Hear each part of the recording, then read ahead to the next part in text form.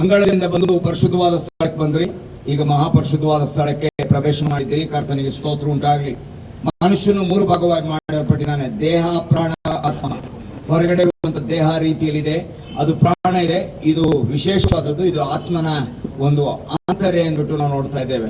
ಅಲ್ಲಿ ಸೂರ್ಯ ಅಂದ್ರೆ ದೇವರು ಸೃಷ್ಟಿ ಮಾಡಿರುವಂತ ಬೆಳಕು, ಅಲ್ಲಿ ಸೂರ್ಯ ಮತ್ತು ಚಂದ್ರ, ಅಲ್ಲಿ ಹೊರಗಡೆ ಬೆಳಕು, ನ್ಯಾಚುರಲ್ ಲೈಟ್ ಅಂತ ನೋಡ್ತಾ ಇದ್ದೇವೆ. ಮತ್ತು ಪರಿಶುದ್ಧವಾದ ಸ್ಥಳದಲ್ಲಿ ದೀಪಸ್ತಂಭದ ಬೆಳಕು, ಮನುಷ್ಯನು ಹಚ್ಚಿರುವಂತ ಕಟ್ಕೆರೆದು ಹಚ್ಚಿರುವಂತ ಅದು ಆ ಬೆಳಕು. ಆದ್ರೆ ಇಲ್ಲಿ ದೇವರು ಉಂಟು ಮಾಡಿರುವಂತ ಬೆಳಕಲ್ಲ, ದೇವರೇ ಬೆಳಕಾಗಿದ್ದಾನೆ ಇಲ್ಲಿ. ಹಲ್ಲೆಲೂಯಾ, ಕರ್ತನಿಗೆ ಸ್ತೋತ್ರ ಉಂಟಾಗಲಿ. ಎಷ್ಟು ಜನ ಇಸ್ರಾಯೇಲ್ಗೆ ಹೋಗಿದ್ದೀರಿ? ಕೈ ಎತ್ತಿ ನೋಡೋಣ. ಇಸ್ರಾಯೇಲ್ ದೇಶಕ್ಕೆ ಎಷ್ಟು ಜನ ಹೋಗಿದ್ದೀರಿ? ಇದ್ರೆ ಮತ್ತೆ ಇವ್ರ ಗತಿ ಏನು? ಅದಕ್ಕೆ ಇಸ್ರೇಲ್ನ ಇಲ್ಲಿ ತಗೊಂಡ್ಬಂದಿದ್ದೀವಿ. ಹಲ್ಲೆಲೂಯಾ, ಕರ್ತನಿಗೆ ಸ್ತೋತ್ರ ಉಂಟಾಗಲಿ. ನಿಮಗೆಲ್ಲರಿಗೂ ಕಾಣಿಸ್ಲಿ ಅಂತ, ನಿಮ್ಮೆಲ್ಲರಿಗೂ ಗೊತ್ತಾಗಲಿ ಅಂತ ಹಳೆ ಒಡಂಬಡಿಕೆ ಆರಾಧನೆ ಹೇಗಿತ್ತು, ಅವ್ರು ಮಾಡಿರುವಂತಹ ಹಬ್ಬಗಳು ಯಾವುವು, ಅದರ ಕ್ರಮ ಏನು, ಅದು ಹೇಗೆ ಈಗ ಯೇಸು ಕ್ರಿಸ್ತನಿಗೆ ಅದು ಸೂಚಿಸುತ್ತದೆ. ಯಾಕಂದ್ರೆ ನಮ್ಮ ಥೀಮ್ ಏನಂತಂದ್ರೆ ದೇವ ದರ್ಶನ ಗುಡಾರದಲ್ಲಿ ಕ್ರಿಸ್ತನನ್ನು ಗುರುತಿಸುವಂತಹದ್ದು, ಕ್ರೈಸ್ಟ್ ಇನ್ ದ ಟ್ಯಾಬರ್ನಾಕಲ್. ಅರ್ಥ ಆಯ್ತಲ್ಲ? ಇದು ಹಳೆ ಒಡಂಬಡಿಕೆ ಕಥೆ. ಇದು ಹಳೆ ಒಡಂಬಡಿಕೆ ಹೋಗಿ ನೀವು ಹೊಸ ಒಡಂಬಡಿಕೆಯಲ್ಲಿ ಇರುವವರನ್ನ ಹಳೆ ಒಡಂಬಡಿಕೆ ಅರಣ್ಯಕ್ಕೆ ಕರ್ಕೊಂಡು ಹೋಗೋದಿಲ್ಲ. ಬೇಕಾದಷ್ಟು ನಮ್ದೇ ಅರಣ್ಯಗಳಿವೆ. ಅರ್ಥ ಆಯ್ತಾ? ನಮಗೆ ಅನೇಕ ಸಮಸ್ಯೆಗಳಿವೆ. ಮತ್ತೆ ತಿರುಗಿ ನಿಮ್ಮನ್ನ ಅರಣ್ಯಕ್ಕೆ ಕರ್ಕೊಂಡು ಹೋಗಲ್ಲ.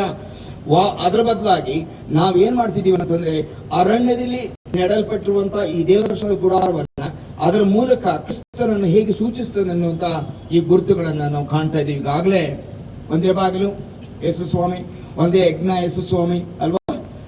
ಆಮೇಲೆ ನೀರು ವಾಕ್ಯ ಯೇಸು ಸ್ವಾಮಿ.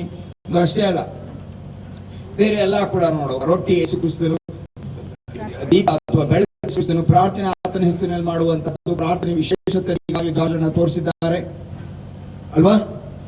ಬನ್ರಿ, ಈಗ ಅತಿ ಪರಿಶುದ್ಧವಾದ ಸ್ಥಳದಲ್ಲಿ ನಾವು ಬಂದಿದ್ದೇವೆ. ಒಡಂಬಡಿಕೆಯ ದೇವರ ಮಂಜೂಷ ಅಂತ ಹೇಳೋಣ. Very good. ಒಡಂಬಡಿಕೆ ಮಂಜೂಷ ಅನ್ನಕ್ಕೆ ಹೋಗ್ಬೇಡಿ. ಯಾಕಂದ್ರೆ ಬರೀ ಒಡಂಬಡಿಕೆ ಬರೀ ದೇವರ ಮಂಜೂಷ ಅಂತ ಹೇಳಕ್ ಹೋಗ್ಬೇಡ್ರಿ. ಒಡಂಬಡಿಕೆ ಅನ್ನುವಂಥದ್ದು ಶಬ್ದ ಬಹಳ ಇಂಪಾರ್ಟೆಂಟ್. ಯಾಕಂದ್ರೆ ಇದ್ರ ಮುಖಾಂತರ ಕರ್ತನು ಜನರೊಂದಿಗೆ, ತನ್ನ ಪ್ರಜೆಯೊಂದಿಗೆ, ಜನರೊಂದಿಗೆ, ಇವತ್ತು ನಮ್ಮೊಂದಿಗೆ ಒಡಂಬಡಿಕೆ ಮಾಡಿಕೊಳ್ತಾ ಇದ್ದಾನೆ. ಯಾಕಂದ್ರೆ ಒಡಂಬಡಿಕೆ ಯಾಕೆ ಮಾಡ್ಕೊಳ್ಬೇಕು ಗೊತ್ತಾ? ಒಡಂಬಡಿಕೆ ಯಾಕೆ ಮಾಡ್ಕೊಳ್ಬೇಕು ಗೊತ್ತಾ? ಇಬ್ಬರ ಜಗಳ ಇರುವುದರಿಂದ ಮಧ್ಯದಲ್ಲಿರುವ ಮಧ್ಯವರ್ತಿ ಬಂದು ಜಗಳವನ್ನ ಸರಿ ಮಾಡಿ ಒಡಂಬಡಿಕೆ ಮಾಡಿಕೊಳ್ಳುವಂತ, ಸಂಧಾನ ಮಾಡುವಂತಹದ್ದು. ಅರ್ಥ ಆಯ್ತಲ್ಲ? ಸಂಧಾನ ಮಾಡುವಂತಹದ್ದು. ಅದಕ್ಕೆ ಏದೇನ್ ತೋಟದಲ್ಲಿ ಅಂದ್ರೆ ಆದಾಮ 3ನೇ ಅಧ್ಯಾಯದಲ್ಲಿ ನಮ್ಮ ಪೂರ್ವ ಆದಾಮ ಹವ್ವಳರು ಪಾಪ ಮಾಡಿರುವ ಕಾರಣವಾಗಿ ನಾವೆಲ್ಲರೂ ಕೂಡ ದೇವರಿಗೆ ವಿರೋಧಿಗಳಾದೆವು. ಅದಕ್ಕೋಸ್ಕರ ದೇವರಿಗೆ ವಿರೋಧಿಗಳಾಗಿರುವ ನಮಗೆ ವಾಪಸ್ ದೇವರೊಂದಿಗೆ ಸಂಧಾನ ಪಡಿಸಬೇಕು ಅಂತಂದ್ರೆ ಮಧ್ಯವರ್ತಿಯಾಗಿರೋ ಯೇಸು ಸ್ವಾಮಿ ಬರಲೇಬೇಕು. ಅರ್ಥ ಆಯ್ತಲ್ಲ? ಹಾಗಾದ್ರೆ ಇನ್ನೊಂದೇನು ಗೊತ್ತೇನು? ಮಧ್ಯವರ್ತಿಗಿರುವಂತ ಒಂದು ಕ್ವಾಲಿಟಿ ಏನ್ ಗೊತ್ತೇನು? ಕ್ವಾಲಿಫಿಕೇಶನ್ ಇರಲೇಬೇಕು. ಅದೇನಂತಂದ್ರೆ ಈ ಪಾರ್ಟಿಗೂ ಆ ಪಾರ್ಟಿಗೂ ಗೊತ್ತಿರ್ಬೇಕು. ಅರ್ಥ ಆಯ್ತಾ? ನನಗೂ ಇವ್ರಿಗೂ ಜಗಳ ಆಯ್ತು ಅಂತ ತಿಳ್ಕೊ. ಏನ್ ಹೆಸರಪ್ಪ ನಿಮ್ದು? ಹರ್ಷಿತ್. ಪಾಪ ಹರ್ಷಿತ್ ಒಳ್ಳೆಯವರು. ಇರ್ಲಿ ಕೂತ್ಕೊಂಡು. ಹರ್ಷಿತ್ ಒಳ್ಳೆಯವರು. ಜಗಳ ಏನ ಈ ತರ ಆಗಿಲ್ಲ, ಆಯ್ತು ಅಂತ ತಿಳ್ಕೊಳ್ರಿ. ಹರ್ಷಿತ್ಗೂ ನನಗೂ ಮಧ್ಯವರ್ತಿ ಬಂದ್ರೆ ಆ ಮಧ್ಯವರ್ತಿಗೆ ಹರ್ಷಿತ್ ಗೊತ್ತಿರ್ಬೇಕು. ನನ್ನ ಒಬ್ಬರ ಪರಿಚಯ ಇದ್ರೆ ಅವಸಾಗತ್ತದು, ಅದು ಪಾರ್ಶಾಲಿಟಿ ಆಗ್ಬಿಡುತ್ತೆ. ಅರ್ಥ ಆಯ್ತಾ? ಹಾಗಾದ್ರೆ ಯೇಸು ಸ್ವಾಮಿಗೆ ತಂದೆ ಆದ ದೇವರ ಪರಿಚಯ ಇದೆ, ನಮ್ಮ ಪರಿಚಯ ಇದೆ.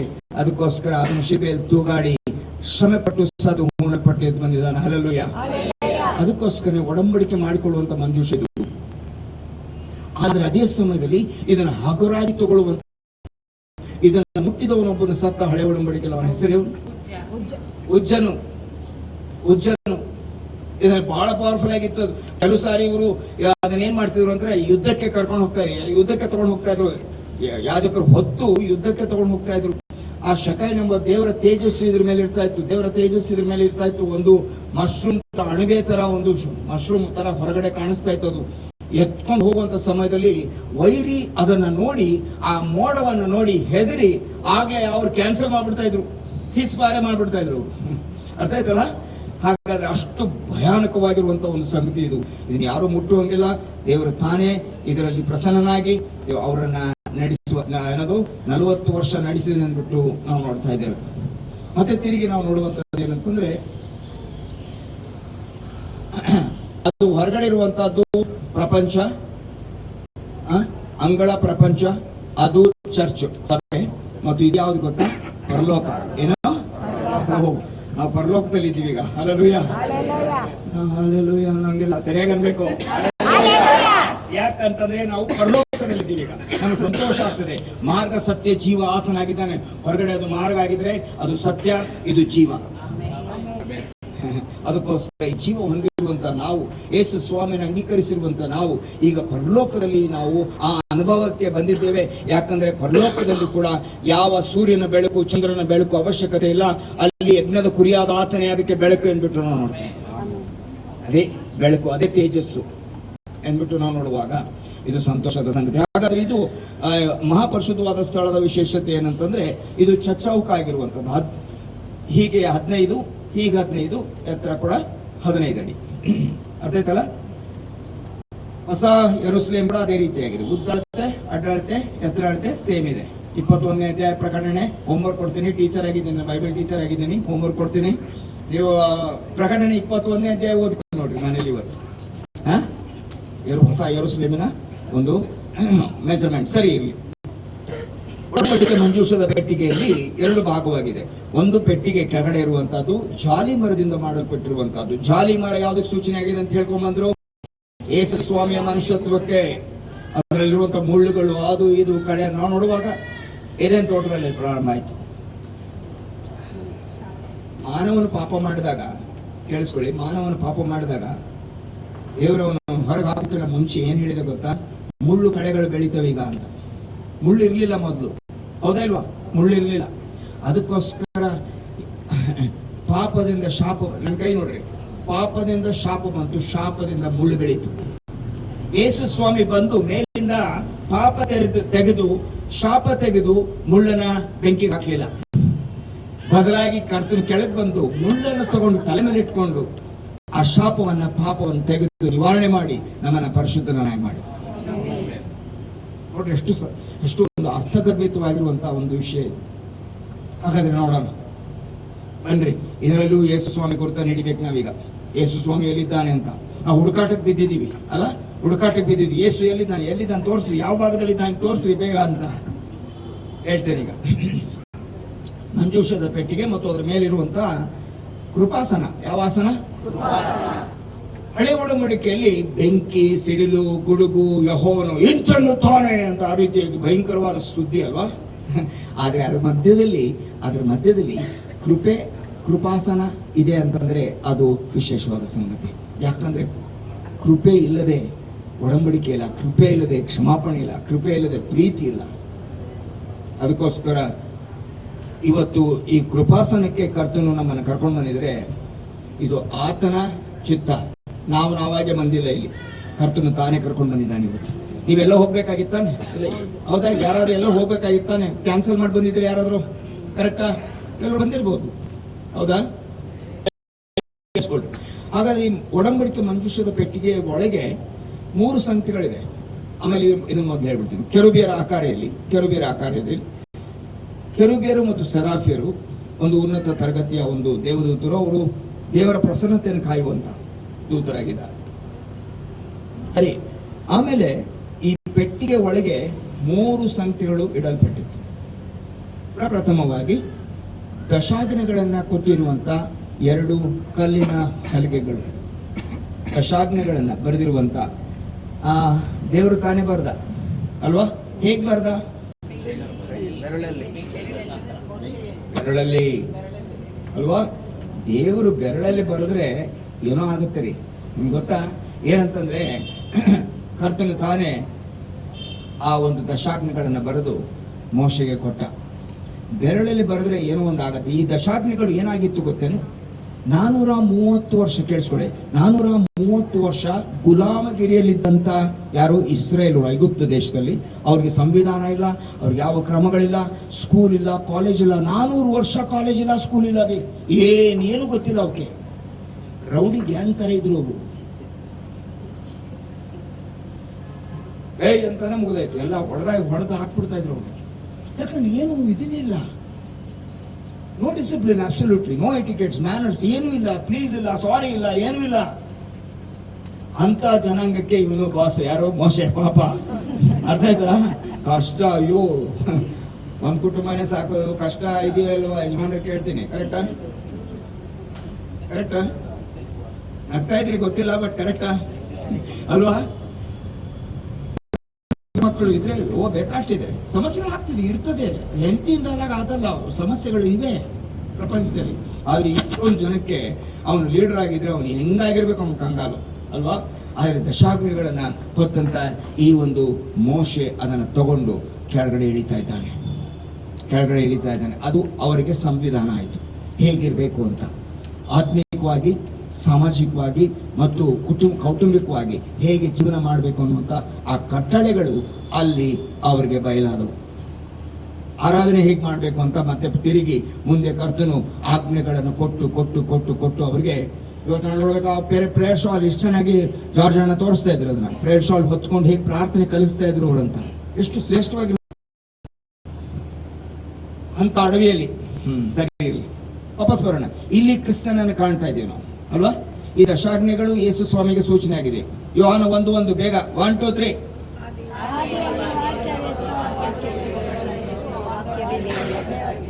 Wonderful, full marks, very good.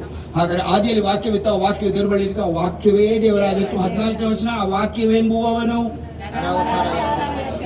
ಯಾರು? ನರವತಾರ ಎತ್ತು ಬಂದಿರುವಂಥದ್ದು ಯೇಸು ಸ್ವಾಮಿ. ಹಾಗಾದ್ರೆ ಆ ಯೇಸು ಸ್ವಾಮಿ ವಾಕ್ಯ, ಆ ವಾಕ್ಯನೇ ಯೇಸು ಸ್ವಾಮಿ. ಹಾಗಾದ್ರೆ ಈ ದಶಾಜ್ಞೆಗಳು ಯೇಸು ಸ್ವಾಮಿ ಆಯ್ತಲ್ಲ? ಆದ್ರೆ ಈ ಬೆರಳಿಂದ ಬರೆಯುವಂತ ಸನ್ನಿವೇಶ ಹೇಳ್ತೀನಿ. ದೇವರು ಬೆರಳಿಂದ ಬರೆದ ಇಡೀ ಜನಾಂಗಕ್ಕೆ, ಲಕ್ಷಾಂತರ ಜನಕ್ಕೆ ಅವರು ಕ್ರಮವಿಲ್ಲದೆ ಜೀವಿಸ್ತಾ ಇರುವಂತವ್ರಿಗೆ ಕ್ರಮ ಬಂತು. ಒಂದು ಕ್ರಮ ಪಟ್ಟಿ ಇದು, ಕ್ರಮ ಜೀವಿತದ ಪಟ್ಟಿ ಇದು. ಸಂವಿಧಾನ ಆಗೋಯ್ತು ಅವ್ರಿಗೆ ಹೇಗಿರ್ಬೇಕು ಅಂತ. ಹಾಗಾದ್ರೆ ದೇವರು ಸುಮ್ಮನೆ ಬರೆದ, ತನ್ನ ಬೆರಳಲ್ಲಿ ಬರೆದ್ರೆ ಏನಾಗೋಗ್ತದೆ. ನಿಮ್ಗೆ ಗೊತ್ತಾ, ದಾನಿಯೇಲ್ ಗ್ರಂಥದಲ್ಲಿ ಬೆಲ್ಶಚ್ಚರ್ ಅಂತ ಒಂದು ವ್ಯಕ್ತಿ, ಅವನ ರಾಜನು 5ನೇ ಅಧ್ಯಾಯದಲ್ಲಿ ಕುಡಿದು ಎಲ್ಲ ಮೋಜ್ ಮಾಡಿ ಮಜಾ ಮಾಡಿ ಎಲ್ಲ ತಗೊಂಡು ಅಲ್ಲಿವ್ರು ಸರಿ ಇತ್ತು. ಏನ್ ಮಾಡಿದವನು? ಇನ್ನೊಂದು ಮಿಸ್ಟೇಕು, ದೇವಾಲಯದ ಪಾತ್ರೆಗಳನ್ನು ತಗೊಂಡು ಬಂದು ಅದರಲ್ಲಿ ಹೆಂಡ ಕುಡಿದಕ್ಕೆ ಪ್ರಾರಂಭ ಮಾಡಿದ. ದೇವರು ಬಿಡ್ಲಿಲ್ಲ ಅವನ. ಏನ್ ಮಾಡಿದ ಅಂತಂದ್ರೆ, ಒಂದು ಕೈ ಬಂದು ಗೋಡೆ ಮೇಲೆ ಬರೆಯಕ್ಕೆ ಸ್ಟಾರ್ಟ್ ಆಯ್ತು. ಮೇನೆ ತೆಕ್ಕಲು ಫರ್ಸಿನ್ ಅಂತ, ನಿಂದು ಮುಗೀತು ನಿಂದು ಕೆಲಸ ಅಂತ, ನಿಂದು ರಾಜ್ಯ ಮುಗೀತು, ನೀನೇ ಇವತ್ತು ಫಿನಿಶ್ ಅಂತ. ಅವತ್ತೇ ರಾತ್ರಿ ಏನದು ಬೆಲ್ಶಚ್ಚರನು ಕೊಲೆ ಆದ. ವೇದ್ಯನಾಗಿರುವಂಥ ದಾರ್ಯಾವೆಷನು ಆಮೇಲೆ ರೂಲ್ಸ್ ಏನದು ಅದನ್ನ ರೂಲ್ ಮಾಡೋದಕ್ಕೆ ಪ್ರಾರಂಭ ಮಾಡಿದ. ಹಾಗಾದ್ರೆ ದೇವರ ಬೆರಳು ಸ್ವಲ್ಪ ಡೇಂಜರ್ ತಾನೆ, ಏನಾದ್ರು ಬರೆದ್ರೆ. ಹೊಸ ಒಡಂಬಡಿಕೆಯಲ್ಲಿ ಇನ್ನೊಂದು ಸನ್ನಿವೇಶ, ಯೇಸು ಸ್ವಾಮಿ ಬೋಧನೆ ಮಾಡುವಂಥ ಸಮಯದಲ್ಲಿ ಗಲಾಟೆ ಆಯ್ತು. ಹಿಂದೆ ತಿರುಗಿ ನೋಡುವಾಗ ಒಂದು ದರ ಎಳ್ಕೊಂಡು ಬರ್ತಾ ಇದ್ರು. ಒಂದು ಹೆಂಗಸನ್ನ, ವ್ಯಭಿಚಾರದಲ್ಲಿ ಸಿಕ್ಕಿರುವಂತ ಹೆಂಗಸನ್ನ ತಗೊಂಡು ಬಂದು ಹಾಕ್ತಾರೆ. ಈಕೆನ ಕಲ್ಲೆಸೆದು ಕೊಲ್ಬೇಕು. ನಮ್ಮ ಮೋಶೆಗನು ಸರವಾಗಿ ನಾವು ಇವ್ರನ್ನ ಏನ್ ಮಾಡ್ಬೇಕು? ಈಕೆನ ಏನ್ ಎಸಿಬೇಕು? ಕಲ್ಲೆಸೆದು ಕೊಲ್ಬೇಕು. ಆಗ ಯೇಸು ಸ್ವಾಮಿ ಏನ್ ಮಾಡಿದ ನೋಡ್ರಿ, ಒಂದು ಒಂದು ಒಂದು ಒಂದು ಜನಾಂಗಕ್ಕೆ, ಒಂದು ದೇಶಕ್ಕೆ ಸಂವಿಧಾನ ಕೊಟ್ಟಂತ ಬೆರಳು, ಇನ್ನೊಂದು ರಾಜ್ಯವನ್ನು ಬದಲಾಯಿಸಿರುವಂತ ಬೆರಳು, ಈಗ ಕ್ಷಮಾಪಣೆ ಪತ್ರವನ್ನು ಬರೆದಿರುವಂತ ಬೆರಳು. ಆಕೆಗೆ ಕ್ಷಮಾಪಣೆಯ ಪತ್ರವನ್ನು ಬರೆದು ಬಿಟ್ಟ. ಎಂತೆಂಥವ್ರು ಹಾಕವ್ ನೋಡ್ರಿ ದೇವರು ಬರೆದ್ರೆ. ವಿಶೇಷವಾದ ಸತ್ಯ ಇದೆ. ಕಲ್ಲು ಎಸೆಯೋದಕ್ಕೆ ಯಾರಿಗಾದ್ರೂ ಸಾಮರ್ಥ್ಯ ಇತ್ತ ಅವತ್ತು? ಆಕೆ ಮೇಲೆ ಇತ್ತು. ಯೇಸು ಸ್ವಾಮಿಗೆ ಒಬ್ಬನಿಗೆ ಈ ಬೆರಳಿನಿಂದ ಕಲ್ಲು ತಗೊಂಡು ಎಸಿಬೋದಾಗಿತ್ತು ಯೇಸು ಸ್ವಾಮಿ. ಆತನಲ್ಲಿ ಪಾಪ ಇರಲಿಲ್ಲ. ಯಾಕಂದ್ರೆ ಯೇಸು ಹೇಳಿದ, ನಿಮ್ಮಲ್ಲಿ ಯಾರಿಗೆ ಪಾಪ ಇಲ್ಲೋ ಅವನೇ ಫಸ್ಟ್ ಕಲ್ಲು ಹಾಕ್ಲಿ ಅಂತ.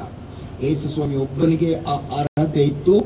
ಈ ಕೈ ಬೆರಳಿನಿಂದ ಕಲ್ಲು ತಗೊಳ್ಳದೆ ಆ ಬೆರಳಿನಿಂದ ಕ್ಷಮಾಪಣೆ ಪತ್ರವನ್ನು ಬರೆದ. ಹಲ್ಲೆಲೂಯಾ. ಕ್ಷಮಿಸುವಂತ ಕರ್ತನಿದ್ದಾನೆ, ಸಂತೈಸುವಂತ ದೇವರು ನಮ್ಮ ಕರ್ತನಾಗಿ ಯೇಸು ಸ್ವಾಮಿ. ಹಾಗಾದ್ರೆ ಇದು ದೇವರ ಮಂಜೂಷದ ಪೆಟ್ಟಿಗೆಯಲ್ಲಿ, ಒಡಂಬಡಿಕೆ ಮಂಜೂಷದ ಪೆಟ್ಟಿಗೆಯಲ್ಲಿ ಒಂದು ಗುರುತಿಸಿದ್ದೀವಿ ನಾವೀಗ. ದಶಾಜ್ಞೆಗಳು ಯಾರು? ಯೇಸು ಸ್ವಾಮಿ, ಹೌದಲ್ವಾ? ಆದಿಯಲ್ಲಿ ವಾಕ್ಯವಿತ್ತಲ್ಲ, ಕರೆಕ್ಟಾ? ಹಾಗಾದ್ರೆ ಎರಡೂ ಹಲಿಗೆಗಳನ್ನು ತಗೊಂಡು ಬರ್ತಾ ಇದ್ದ.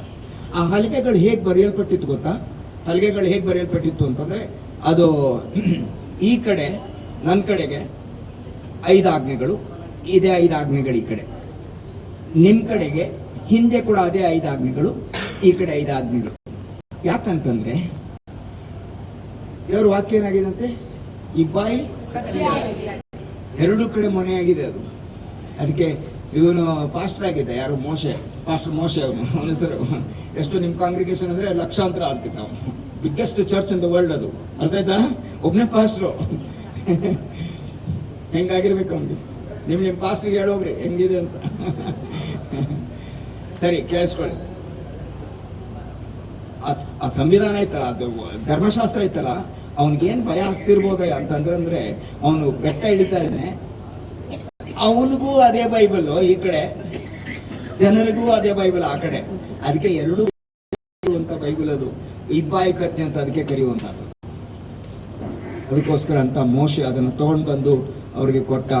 ನಾವು ಎರಡನೇ ಪಾಯಿಂಟ್ಗೆ ಹೋಗೋಣ. ಈಗ 3 ಸಂಗತಿಗಳನ್ನ ಹೇಳಿ. ಮೊದಲನೇದು ಯಾವುದು? ಮೊದಲನೇದು ಯಾವುದು? ಹಲಿಗೆಗಳು. ಅದರಲ್ಲಿ ಯೇಸು ಸ್ವಾಮಿ ನೋಡ್ತೀವಿ. ಆಮೇಲೆ ಎರಡನೇದು, ಒಂದು ಚಿನ್ನದ ಪಾತ್ರೆಯಲ್ಲಿ ಮನ್ನ ಇಡಲ್ಪಟ್ಟಿತ್ತು. ಮನ್ನ ಅಂದ್ರೇನು? ಅನ್ನ ತಿನ್ನೋದಕ್ಕೆ ಅಲ್ವಾ? ಸಿಂಪಲ್, ನಮ್ಗೆ ಅರ್ಥ ಆಗುವಂತ ರೀತಿ. ಅಥವಾ ಚಿಕ್ಕವರಿದ್ರೆ ಮಮ್ಮ ಅಂತಾರೆ ಅಲ್ವಾ? ಸರಿ, ಇರ್ಲಿ. ಹಾಗಾದ್ರೆ ಈ ಚಿನ್ನದ ಪಾತ್ರೆಯಲ್ಲಿರುವಂತ ಮನ್ನವನ್ನ ಅವರು ಜ್ಞಾಪಕಾರ್ಥವಾಗಿ ಇಟ್ಕೊಂಡ್ರಂತದ್ದು, ನೆನ್ಸ್ಕೊಂತಾ ಇದ್ರಂತೆ. ಅವರು ಎಲ್ಲಿ ಹೋದ್ರು ನೆನ್ಸ್ಕೊಂತಾ ಇದ್ರಂತೆ. ಅದು ಜ್ಞಾಪಕಾರ್ಥವಾಗಿ ಇಲ್ಲಿ ಇಡಲ್ಪಟ್ಟಿರುವಂತ ಮನ್ನ. ಅದು ಮನ್ನ ಯೇಸು ಕ್ರಿಸ್ತನಿಗೆ ಸೂಚನೆ ಆಗಿದೆ. ನಾನೇ ಜೀವ ಕೊಡುವ ಹೋಯ್ತಲ್ಲಿ ಯೇಸು ಸ್ವಾಮಿ ಕಂಡ್ವಿ ನಾವು. ಸಿಕ್ಕ ಯೇಸು ಸ್ವಾಮಿ ಹಲಿಗೆಗಳಲ್ಲಿ ಮತ್ತು ಪಾತ್ರೆಯಲ್ಲಿರುವಂತ ಮನ್ನದಲ್ಲಿ. ಆದ್ರೆ ಮನ್ನ ಜಾಸ್ತಿ ಇಟ್ಕೊಂಡ್ರೆ ಏನಾಗ್ತಾ ಇತ್ತು? ಹೊರಟೋಗ್ತಾ ಇತ್ತದು, ಕೆಟ್ಟೋಗ್ತಾ ಇತ್ತದು. ಆದ್ರೆ ಯೇಸು ಸ್ವಾಮಿ, ನನ್ನ ಕೈ ನೋಡ್ರಿ, ಯೇಸು ಸ್ವಾಮಿ ಶಿಲುಬೆಗೆ ಹಾಕಿದ್ರು, ಶ್ರಮೆ ಪಟ್ಟ, ಸತ್ತ.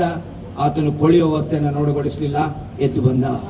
ಹಾಗಾದ್ರೆ ಮನ್ನ, ಯೇಸು ಸ್ವಾಮಿ ಕೊಳೆಯುವ ಅವಸ್ಥೆಯನ್ನು ನೋಡದೇ ಇರುವಂತ ಪರಿಶುದ್ಧವಾದ ಮನ್ನ, ಅದು ಇನ್ನೂ ಯೇಸು ಸ್ವಾಮಿಯ ಪುನರುತ್ಥಾನ ಅಂತ ನೋಡ್ತಾ ಇದ್ದೇವೆ. ಅರ್ಥನಿಗೆ ಸ್ತೋತ್ರ ಉಂಟಾಗಲಿ ಅಲ್ವಾ? ನಾನು ಈ ಪ್ರಶ್ನೆಯನ್ನು ಕೇಳ್ತಾ ಇರ್ತೀನಿ, ಮತ್ತೆ ತಿರುಗಿ ನಿಮ್ಮ ಗ್ರೂಪ್ಗೂ ಕೇಳ್ತೀನಿ. ಬಂಗಾರಪೇಟೆಯವರು ಎಷ್ಟು ಜನ ಇದ್ದೀರಿ ನೋಡೋಣ, ಧೈರ್ಯವಾಗಿ. ಓ, ಎಲ್ಲ ನೀವರೇನಾ ಅಂತೇಳಿ ಬೆಂಗಳೂರಿಂದನೂ ಬಂದಿದ್ದಾರೆ. ನಾವೊಂದು 8 ಜನ ಇದ್ದೀವಿ. ಸಾಯಂಕಾಲ ನಿಮ್ಮ ಮನೆಗೆ ಊಟಕ್ಕೆ ಬರ್ಬೋದಾ ನಾಳೆ?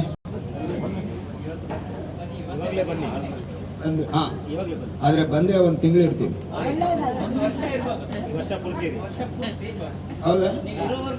ಹೌದಾ? ಟೆಲಿಫೋನ್ ನಂಬರ್ ಕೊಡ್ರಿ. ಅಲ್ಲ 1 ವರ್ಷ ಇರ್ತೀವಿ ಅಂತಂದ್ರೆ ಏನ್ರಿ ಕತೆ ಇದು? ಅದಕ್ಕೆ ಹೆಂಡತಿ ಕರಿತಾಳೆ, ರೀ ಬಂದ್ರಿ ಇಲ್ಲಿ ಒಳಗಡೆ. ಅವ್ರು ಯಾವಾಗ ಹೋಗ್ತಾರೆ ಕೇಳಿ. ನೆಕ್ಸ್ಟ್ ಅಲ್ಲ 1 ವರ್ಷ ಅಲ್ಲ, 2 ವರ್ಷ ಅಲ್ಲ, 40 ವರ್ಷ. ಎಷ್ಟು ಜನ ಇದ್ರು ಅವತ್ತು? ಯಾರು ಹೇಳ್ತೀರಿ? ಎಷ್ಟು ಜನ ಇದ್ರು? 6 ಲಕ್ಷ ಬರೀ ಗಂಡಸರು. ಮದುವೆ ಆಗಿ ಅಥವಾ ಯುದ್ಧಕ್ಕೆ ಹೋಗುವಂಥವರು ಗಂಡಸರಿಗೆ 20 ವರ್ಷ ಮೇಲ್ಪಟ್ಟಂತ ಗಂಡಸರಿದ್ರು. ಒಂದು ಗಂಡಿಗೆ ಒಂದು ಹೆಣ್ಣಿದ್ರೆ ಎಷ್ಟಾಯ್ತು? 12 ಲಕ್ಷ ಆಯ್ತು. ಇನ್ನು ಮ್ಯಾಥ್ಸ್ ಚೆನ್ನಾಗಿದೆ ನಿಮ್ಗೆ, ಪರವಾಗಿಲ್ಲ ಹೇಳ್ರಿ. 6 ಲಕ್ಷ ಪ್ಲಸ್ 6 ಲಕ್ಷ ಎಷ್ಟಾಯ್ತು? 12 ಲಕ್ಷ ಆಯ್ತು. ಒಬ್ಬೊಬ್ಬರಿಗೆ ಒಂದು ಕುಟುಂಬಕ್ಕೆ 5 ಮಕ್ಕಳಂತ ತಗೊಳ್ಳೋಣ. ಈಗ ಒಂದೇ ಸಾಕು ಅಂತಾರೆ, ಹಂಗಲ್ಲ ಅದು. ಅವಾಗೆಲ್ಲ ಒಂದು 5, 6, 8, 10, 11. ನಮ್ಮ ಅಜ್ಜಿಗೆ 13 ಜನ ಮಕ್ಕಳಿದ್ರು. ಸರಿ, ಇರ್ಲಿ, ಅದು ಬೇರೆ ವಿಷಯ, ಹೋದ್ರು ಅವರೆಲ್ಲ.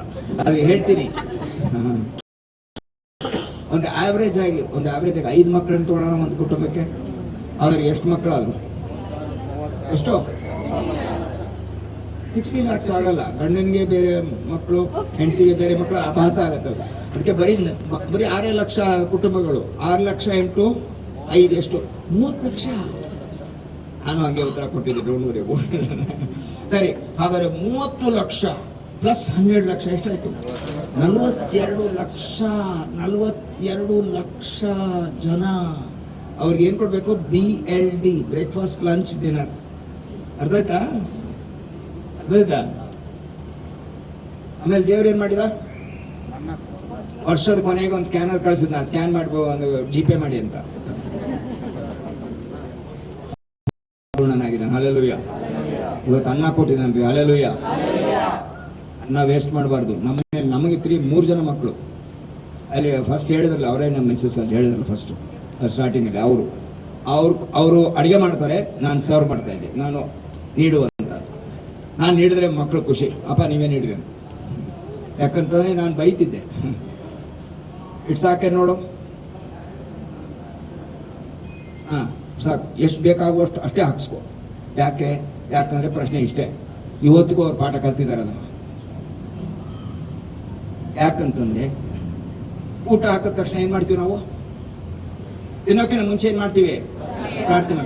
ಹಾಗಾದ್ರೆ ಅದನ್ನು ಆಶೀರ್ವದಿಸ್ತೀವಿ. ಆಶೀರ್ವದಿಸಲ್ಪಟ್ಟಿರುವಂತ ಊಟವನ್ನು ತಿಪ್ಪೆಗೆ ಹಾಕಬಾರ್ದು. ಕಷ್ಟ ಬರ್ತದೆ, ನಿಜವಾಗ್ಲೂ ಕಷ್ಟ ಬಂದ್ಬಿಡ್ತದೆ. ಯಾಕಂದ್ರೆ ಆಶೀರ್ವದಿಸಿ ಅದನ್ನ ತಿಪ್ಪೆಗೆ ಹಾಕೋದು ಸರಿ ಇಲ್ಲ, ನನ್ನ ಪ್ರಕಾರ ಸರಿ ಇಲ್ಲ ಅದು. ಅದಕ್ಕೆ ಮಕ್ಕಳೆಲ್ಲ ಕೆಡಿಸ್ಕೊಳ್ಬೇಕು, ಎಷ್ಟು ಬೇಕು ಅಷ್ಟೇ ಹಾಕ್ಸ್ಕೊಳ್ಬೇಕು, ಆಮೇಲೆ ಪ್ರಾರ್ಥನೆ ಮಾಡಿ ತಿನ್ಬೇಕು, ಮತ್ತೆ ಹಾಕ್ಸ್ಕೊಳ್ಳಿ. ಅಲ್ವಯ್ಯ, ಪಾಠಗಳನ್ನು ಕಲಿತಾ ಇದೀವಿ ನಾವು. ಯೇಸು ಸ್ವಾಮಿಯ ಗುರುತು ದಶಾಗ್ನಿಗಳಲ್ಲಿ, ಮನ್ನದಲ್ಲಿ, ಮತ್ತು ಇನ್ನೊಂದಿದೆ ಏನಂತಂದ್ರೆ ಅರೋನನ ಕೋಲಲ್ಲ ನೋಡ್ತೀವಿ. ಅವತ್ತು ಅರಣ್ಯದಲ್ಲಿ ಒಂದು ಜಗಳ ಆಯ್ತು.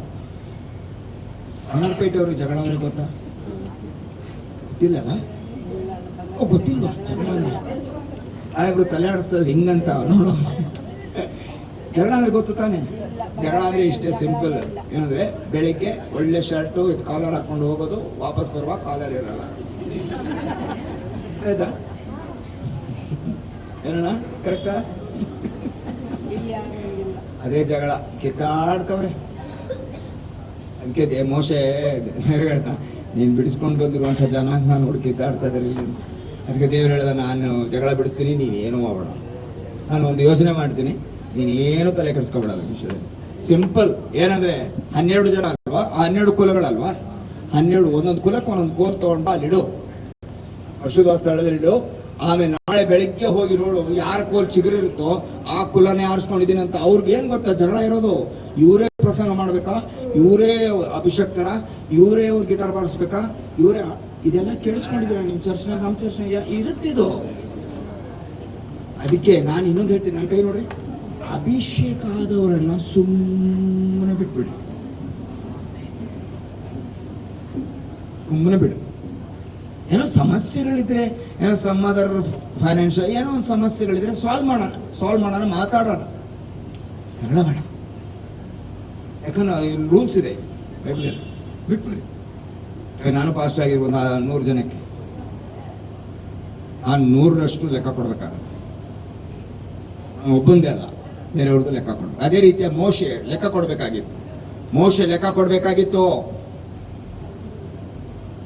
ಅದು ಬಿಟ್ಬಿಟ್ಟು ಆರೋನ ಅವ್ರು ಇವ್ರ ಮೇಲೆ ಮಾಡಿ, ಮೋಶ ಅವ್ರ ಮೇಲೆ ಬೈದ ಮಾಡಿ ಜಗಳ ಆಗೋಗಿತ್ತು. ಅದಕ್ಕೋಸ್ಕರ ಕರ್ತನ್ ಹೇಳಿದ ಏನಂತಂದ್ರೆ, ನೀವೊಂದು ಕೋಲ್ ಇಡ್ರಿ, ಪ್ರತಿಯೊಂದು ಕುಲಕ್ಕನುಸಾರ ಒಂದು ಕೋಲ್ ಇಡ್ರಿ, ಆಮೇಲೆ ಯಾವ ಕೋಲ್ ಚಿಗುರ್ತದೋ ಅವ್ರನ್ನ ಆಡ್ಸ್ಕೊಂಡಿದ್ರೆ ಹೋಗಂತಂದ.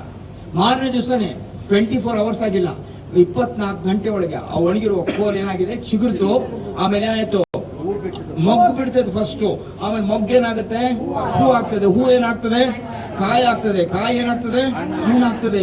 ಅಪ್ಪ, 5 ಸಂಗತಿಗಳನ್ನ ಒಂದೇ ರಾತ್ರಿಯಲ್ಲಿ ಮಾಡಿರುವಂತದ್ದು ಮೋಶೆ ಅಲ್ಲ, ಯಾವ ಮನುಷ್ಯನಲ್ಲ, ಇದು ದೇವರೇ ಮಾಡಿದ್ದಾನೆ ಅಂದ್ಬಿಟ್ಟು ಜರ್ಕೊಂಡ್ಬಿಟ್ರು. ಇನ್ನು ಮೇಲೆ ನಾವು ಯಾರ ವಿಷಯದಲ್ಲಿ ತಲೆ ಹಾಕೋದಿಲ್ಲ. ಅದಾಗ್ತಿದ್ಯಾ ನೋಡ್ರಿ, ಎಂತೆಂಥ ಪಾಠಗಳನ್ನು ಕಲಿತೇವೆ. ಸುಮ್ಮನೆ ದೇವ್ರು ನೋಡ್ಕೊಳ್ತಾನೆ. ಆಮೇಲೆ ಯಾರೋ ನನ್ನ ಕೋಲೇನಾಗೋಗಿತ್ತು, ಚಿಗುರಿತು. ಇದರಲ್ಲಿ ಯೇಸು ಸ್ವಾಮಿನ ಹೆಂಗ್ ಕಂಡು ಹಿಡಿಯೋದು? ಮತ್ತೆ ತಿರುಗಿ ವಾಪಸ್ ನಾವು ಆತನ ಮರಣ ಹುಣ್ಣಿಗೆಗೆ ಹೋಗ್ಬೇಕು. ಹುಣ್ಣಿಗೆ ಆದ್ಮೇಲೆ ಪುನರುತ್ಥಾನ ಆಯ್ತು. ಅದು ಹಣ್ಣು ಬಿಟ್ಟಂತೆ. ಯಾವ ಹಣ್ಣು ಯಾರು ಹೇಳ್ತೀರಿ? ವೆರಿ ಗುಡ್, ಬಾದಾಮಿ ಹಣ್ಣು. ಅಲ್ಲಿ ಕೇಳಿಸ್ಕೊಂಡ್ರಿ ನೀವು, ದೀಪಸ್ತಂಭದ ಹತ್ರ ವಸಂತ ಕಾಲದಲ್ಲಿ ಪ್ರಪ್ರಥಮವಾಗಿ ಹೂ ಬಿಡುವಂತಹದ್ದು, ಚಿಗುರುವಂತಹದ್ದು ಬಾದಾಮಿ ಗಿಡ. ಅರ್ಥ ಆಯ್ತಾ? ಅದಕ್ಕೋಸ್ಕರ ಒಂದು ವಾಕ್ಯ ಇದೆ, 1 ಕೊರಿಂಥ 15:20 ಹೀಗೆ ಹೇಳಲ್ಪಡ್ತದೆ, ನಿದ್ರೆ ಹೋದವರಲ್ಲಿ ಯೇಸು ಕ್ರಿಸ್ತನೇನಾಗಿದ್ದಾನೆ, ಪ್ರಥಮ ಫಲವಾಗಿದ್ದಾನೆ. ಅರ್ಥ ಆಯ್ತಾ? ಆತನು ಚಿಗುರಿರುವ ಕಾರಣವಾಗಿ ನಾವು ಕೂಡ ಆತನೊಂದಿಗೆ ಎದ್ದು ಬರುವಂತವರಾಗಿದೆ. ಬರ್ತೀವಿ, ಅದಕ್ಕೆ ಹೇಳ್ತೀನಿ ನಾನಿಗೆ, ಕೇಳಿಸ್ಕೊಳ್ಳಿ. ಯೇಸು ಕ್ರಿಸ್ತನ ಪುನರುತ್ಥಾನವಾಗಿರುವಂತ ದಿನದಲ್ಲಿ ಶಿಷ್ಯರೆಲ್ಲ ಬಂದ್ರು, ಫಸ್ಟ್ ಸ್ತ್ರೀಯರು ಬಂದ್ರು, ಆಮೇಲೆ ಮತ್ತೆ ಆ ಕಡೆ ಹೋದ್ರು ಅವರು. ಆದ್ರೆ ಒಬ್ಳು ನಿಂತ್ಕೊಂಡ್ಬಿಟ್ಲು. ಅವಳ ಹೆಸರೇನು? ಯಾರು? ಮಗ್ದಲದ ಮರಿಯಳ್ರಿ. 7 ದೆವ್ವ ಆಯ್ತು ಅವಳಲ್ಲಿ. ಎಷ್ಟು? 7. ಒಂದಿದ್ರೆ ಹಿಡಿಯಕ್ಕಾಗಲ್ಲ. ಕೆಲವ್ರಿಗೆ ಏನಿಲ್ಲದ್ರು ಇಡಕ್ಕಾಗಲ್ಲ. 7 ದೆವ್ವ ಅಂದ್ರೆ ಹೆಂಗಿರ್ಬೇಕ್ರಿ ಅವಳದು, ಯಾರು ಹಿಡಿಯಕ್ಕಾಗ್ತದೆ? ಆಕೆ ಮದುವೆ ಆಗಿದ್ದೋ ಇಲ್ವೋ ಏನೋ, ಅಥವಾ ಮದುವೆ ಪ್ರಪೋಸಲ್ ಬಂದಿತ್ತೋ ಏನು ಗೊತ್ತಿಲ್ಲ ನನಗೆ. 7 ದೆವ್ವ ಕರ್ತನು ಅವಳನ್ನು ಬಿಡಿಸಿದ್ದ. ಅವಳು she became a fantastic disciple of Jesus. ಯೇಸು ಕ್ರಿಸ್ತನಿಗೆ ಒಂದು ವಿಶೇಷವಾದ ಅವಳು ಹಿಂಬಾಲಕಳಾದ ಅಂದ್ಬಿಟ್ಟು ನಾವು ನೋಡ್ತೇವೆ. ಆಮೇಲೆ ಮಗ್ದಲ ಮರಿಯಲ್ಲಿ ನಿಂತ್ಕೊಂಡ್ಬಿಟ್ಲು ಯೇಸು ಸ್ವಾಮಿ ಪುನರುತ್ಥಾನದ ದಿವಸದಲ್ಲಿ. ಆ ಒಂದು ಎಲ್ಲಿ ಇದರ ಹತ್ರ, ಸಮಾಧಿ ಹತ್ರ ನಿಂತ್ಕೊಂಡ್ಬಿಟ್ಲು. ಅವಳು ಹೋಗ್ಲಿಲ್ಲ ವಾಪಸ್. ಅವಳು ಅಳ್ಕೊಂಡು ನಿಂತ್ಕೊಂಡಿದ್ದಾಳೆ, ಯೇಸು ಸ್ವಾಮಿ ನಿಂತ್ಕೊಂಡಿದ್ದಾರೆ. ಅವನು ಆತನ ತೋಟಗಾರನ ತಿಳಿದು, ಅಯ್ಯ ನಾನು ಸ್ವಾಮಿನ ಎಲ್ಲಿಟ್ಟಿದ್ದೆ ಹೇಳ್ಬಿಡು, ನಾನು ಎತ್ಕೊಂಡು ಹೋಗ್ತೀನಿ ಅಂತ. ಒಂದು ಅಲ್ಲರಿ, ಆ ಥರ ದೇಹ ಎತ್ಕೊಂಡು ಹೋಗೋಕ್ಕಾಗುತ್ತಾ? ಒಬ್ಬಳಿಗೆ 3-4 ಜನ ಬೇಕು ಎತ್ತಕ್ಕೆ. ಆದ್ರೆ ಅವಳಿಗಿರುವಂಥ ಪ್ರೀತಿ, ಆ ವೈರಾಗ್ಯ ಎಷ್ಟು ಅಂತಂದ್ರೆ, ನಾನು ಎತ್ಕೊಂಡು ಹೋಗ್ತೀನಿ ಒಬ್ಬಳೆ ಅಂತ. ಆಮೇಲೆ ಏನಾಯ್ತು ಅಂತಂದ್ರೆ, ಅವಳು ಹಂಗಂದ ತಕ್ಷಣ ಯೇಸು ಸ್ವಾಮಿನ ತಾನೆ ಅವಳು ಮರಿಯಳೆ ನೋಡ್ರಿ. ಯೇಸು ಸ್ವಾಮಿ ಪುನರುತ್ಥಾನ ದೊಡ್ಡ ಭಕ್ತರ ಒಂದು ಹೆಸರನ್ನು ತಗೊಳ್ಳಿಲ್ಲ, ಕೇವಲ ಆ ಒಂದು ಸ್ತ್ರೀ ಹೆಸರನ್ನ ತಗೊಂಡ ತನ್ನ ಬಾಯಲ್ಲಿ ಮರಿಯಳೆ ಅಂತ. First word that he pronounced for a name was Mary. ಮರಿಯಳೆ ಅಂದ ತಕ್ಷಣ ರಬ್ಬೂನಿ ಅಂತ ಅಂದ್ಬಿಟ್ಲು ಅವಳು. ರಬ್ಬೂನಿ ಅಂತ ಹೋಗಿ ಗಟ್ಟಿಯಾಗಿ ಯೇಸು ಸ್ವಾಮಿಯನ್ನು ಹಿಡ್ಕೊಂಡ್ಲು. ಆಗ ಯೇಸು ಸ್ವಾಮಿ ಏನಂದ, ನನ್ನನ್ನು ಏನ್ ಮಾಡ್ಬೇಡ, ಮುಟ್ಟಬೇಡ ಅಂದ. ನಿಜ, ಮುಟ್ಟಬೇಡ ಅನ್ನುವಂಥದ್ದು ನಾಟ್ ಗುಡ್ ಟ್ರಾನ್ಸ್ಲೇಷನ್. ಗಟ್ಟಿಯಾಗಿ ಹಿಡ್ಕೊಳ್ಬೇಡ ನನ್ನ ಅಂತ. ಯಾಕಂದ್ರೆ ನಾನು ಇನ್ನೂ ಎಲ್ಲಿ ಹೋಗ್ಬೇಕು? ತಂದೆ ಕಡೆ ಹೋಗ್ಬೇಕು, ನಾನು ಪರಲೋಕಕ್ಕೆ ಹೋಗಿ ಬರ್ಬೇಕು ನಾನು ಅಂತ. ಯಾಕೆ ಪರಲೋಕಕ್ಕೆ ಹೋಗ್ಬೇಕಾಗಿತ್ತು ಗೊತ್ತಾ? ನೀವು ಯಹೂದ್ಯರಾಗಿದ್ರೆ ಗೊತ್ತಾಗ್ತಿತ್ತು. ಯಹೂದ್ಯರ ಕ್ರಮಕ್ಕನುಸಾರವಾಗಿ ಹೊಸ ಅಥವಾ ಪ್ರಥಮ ಫಲ ಹಬ್ಬದ ವಿಷಯದಲ್ಲಿ ಮಾಹಿತಿ ಇದ್ದವ್ರು ಹೇಳ್ರಿ ನೋಡೋಣ, ಏನ್ ಮಾಡ್ಬೇಕು? ಪ್ರಥಮ ಫಲ ಹಬ್ಬ ಹೇಳಿ. ಅದೇ ಸಿವುಡುಗಳನ್ನ ಅಲ್ವಾ, ಹೊಲದಲ್ಲಿ ಬೆಳೆದಿರುವಂತ ಸಿವುಡುಗಳನ್ನ ಎರಡು ತಗೊಂಡು ಬಂದು ಕರ್ತನ ಮುಂದೆ ತೋರಿಸ್ಬೇಕು. ಹೀಗೆ ಥ್ಯಾಂಕ್ ಯು ಅನ್ಬೇಕು. ಕರ್ತನೆ ನಿನಗೆ ಸ್ತೋತ್ರ ಅನ್ಬೇಕು. ಕರೆಕ್ಟಾ? ನಿಮ್ಮ ಹೆಸರು ಏನಂದ್ರಿ? ಮುನಿರಾಜು. ನಿಮ್ಮ ಹೆಸರು? ಡಿಸೋಜ ಅಂಡ್ ಮುನಿರಾಜು. ನಾನಿದ್ದೀನಿ. ನಾವು 3 ಜನ ಫ್ರೆಂಡ್ಸು. ಅರ್ಥ ಆಯ್ತಾ? ಮುನಿರಾಜ್ ಅವ್ರಿಗೆ 30 ಎಕರೆ ಇದೆ. ಡಿಸೋಜ ಅವ್ರಿಗೆ 35 ಕೊಡ್ತೀನಿ. ಓಕೆ, ನಾನೊಂದು 20 ಇಟ್ಕೊಳ್ತೀನಿ ಅಷ್ಟೇ. ಅರ್ಥ ಆಯ್ತಾ? 35 ಎಕರೆ ಭೂಮಿ. ಮುನಿರಾಜ್ ಅವರು ಒಳ್ಳೆ ಗೋಧಿ ಬೆಳೆದಿದ್ದಾರೆ. ಒಳ್ಳೆ ಗೋಧಿ ಬೆಳೆದಿದ್ದಾರೆ. ಅವರು ಗೋಧಿ ಸಿವುಡನ್ನು ತಗೊಂಡ್ಬಂದಿದ್ದಾರೆ. ನನ್ನ ಮುಂದೆ ನಿಂತ್ಕೊಂಡಿದ್ದಾರೆ ಅವರು. ನಾನು ಅವ್ರ ಹಿಂದೆ ನಿಂತ್ಕೊಂಡಿದ್ದೀನಿ. ನಾನೇನೋ ಜೋಳ ತಗೊಂಡ್ಬಂದಿದ್ದೀನಿ, ಇವರು ಭತ್ತ ತಗೊಂಡ್ಬಂದಿದ್ದಾರೆ ಅಥವಾ ಅಕ್ಕಿ. ಒಳ್ಳೆ ಕ್ವಾಲಿಟಿ ಅವ್ರದ್ದು. ಈ ರೀತಿಯಾಗಿ ನಾನು ಮಧ್ಯದಲ್ಲಿದ್ದೀನಿ. ಅವ್ರ ಮುಂದೆ ಏನ್ ಮಾಡ್ತೀನಿ, ಅವ್ರದ್ದು ಗೋಧಿ ಕಾಳನ್ನ ಒಂದು ತಗೊಂಡು ಬಾಯಲ್ಲಿ ಹಾಕೋತೀನಿ. ಏನ್ರಿ ಇದು ತಳಿ, ಎಷ್ಟು ಫಸ್ಟ್ ಕ್ಲಾಸ್ ಆಗಿದೆ. ಎಲ್ಲಿ ತಗೊಂಡ್ರಿ ಇದನ್ನ? ಯಾವ ಶಾಪ್ನಿಂದ ಅಥವಾ ಯಾವ ಒಂದು ಇದು ಬ್ರೀಡ್ ಇದು? ಏನಿದು? ಅದು ಒಳಗಡೆ ನೀವು ಗೋಧಿ ಹಸಿ ಇರುವಾಗ ಅದನ್ನ ಕಚ್ಚಿದ್ರೆ ಹಾಲು ತರ ಬಿಳಿ ಬರುತ್ತೆ ಗೊತ್ತಾ? ಬಹಳ ಫೈನ್, ಅದು ಬಹಳ ಟೇಸ್ಟ್ ಬರುತ್ತೆ ಅದು. ಅದಕ್ಕೋಸ್ಕರ ನೀವು ನಾನು ತಿಂದ ತಕ್ಷಣ ಅವ್ರು ಕೇಳ್ತೀನಿ, ಏನು ಕ್ವಾಲಿಟಿ ರೀ ಇದು, ಏನ್ರಿ ಇದು ಗುಣಮಟ್ಟ, ಏನಿದು ಅಂದ ತಕ್ಷಣ ಅವ್ರು ಹೇಳ್ತಾ ಇರ್ತಾರೆ, ಕೆಲವೊಂದು ವಿಷಯ ಹೇಳ್ತಾರೆ ಅವ್ರು. ಅದೇ ರೀತಿಯಾಗಿ ಆಗಿರ್ಬೇಕು ಯೇಸು ಸ್ವಾಮಿ ವಿಷಯದಲ್ಲಿ. ಯೇಸು ಸ್ವಾಮಿ ಪರಲೋಕಕ್ಕೆ ಏರಿ ಹೋದ ತಕ್ಷಣ ಆತನು ಅಲ್ಲಿ ಹೋಗಿ ತನ್ನನ್ನು ಪ್ರಥಮ ಫಲವಾಗಿ ತೋರಿಸಿಕೊಂಡ ತಕ್ಷಣ ಯಾರು ಆ ದೇವದೂತನ ಒಬ್ಬನು ಮುಟ್ಟಿ, ಏನು ಯೇಸುವೆ ನಿನ್ನ ದೇಹ ಹಿಂಗಿದೆ, ಗೊತ್ತಿಲ್ಲ ನನಗೆ, ನೋಟ್ಸ್ ಮಾಡ್ಕೊಬಿಟ್ಟು ನನ್ನ ಅನಿಸಿಕೆ ಅವನು ಹಿಂಗಾಗಿರ್ಬೇಕು ಅಂತ. ನೀನಿಷ್ಟು ಕುರುಪಿಯಾಗಿದ್ದೆಲ್ಲ, ಎಲ್ಲ ಸೈಡ್ ಎಲ್ಲ ಚುಚ್ಚಿದ್ರು, ಎಲ್ಲ ಮುಖ ಎಲ್ಲ ಅಚ್ಚುಕಚ್ಚಿ ಆಗಿತ್ತು, ಈಗ ಎಷ್ಟು ಚಂದವಾಗಿದೆಯಲ್ಲ ನೀನು, ಪುನರುತ್ಥಾನದಲ್ಲಿ ಎಲ್ಲವನ್ನ ನೂತನ ಮಾಡಿಕೊಂಡಿದ್ದೀಯ ನೀನು ಅಂತ. ಹಂಗ ಅಂದ ತಕ್ಷಣ ಯೇಸು ಸ್ವಾಮಿ ಹೇಳಬೇಕು ಅವ್ರಿಗೆ, ನಾನೊಬ್ಬನೇ ಅಲ್ಲ, ಕೋಟಿ ಹೊಲದಲ್ಲಿ ಬೆಳೆದಿರುವಂಥ ಕೋಟಿ ಎಕರೆ ಹೊಲದಲ್ಲಿ, ಎಕರೆ ಅಂದ್ರೆ ಯಾವ ಗೊತ್ತಾ? ಸಭೆಯಲ್ಲಿ ಕೋಟಿ ಸಭೆಗಳಲ್ಲಿ ಬೆಳೆದಿರುವಂಥ ಮುಂದೆ ಬಂದಿರುವಂಥ ಎಲ್ಲ ವಿಶ್ವಾಸಿಗಳು ನನ್ನ ಕ್ವಾಲಿಟಿಯಲ್ಲಿ ಇದ್ದಾರೆ ಅಂತ ಕಾರಣವಾಗಿ ಅವರು ಜೀವಿಸ್ತಾರೆ. ಆತನು ಹೇಳಿದ, ನಾನು ಜೀವಿಸುವ ಕಾರಣವಾಗಿ ನೀವು ಕೂಡ ಜೀವಿಸ್ತೀನಿ ಅಂತ. ಅದಕ್ಕೋಸ್ಕರನೇ ಆತನು ಪ್ರಥಮ ಫಲ ಆದ ಆ ಚಿಗುರಿರುವಂಥ ಕೋಲು ಪ್ರಥಮ ಫಲಕ್ಕೆ ಸೂಚನೆ ಆಗಿದೆ. ಆತನು ಪುನರುತ್ಥಾನವಾಗಿದ್ದಾನೆ. ಯೇಸು ಈ ಪೆಟ್ಟಿಯಲ್ಲಿ ಇದ್ದಾನೆ. ಗುರ್ತಿಡಿದ್ವಾ ಯೇಸು ಸ್ವಾಮಿನ?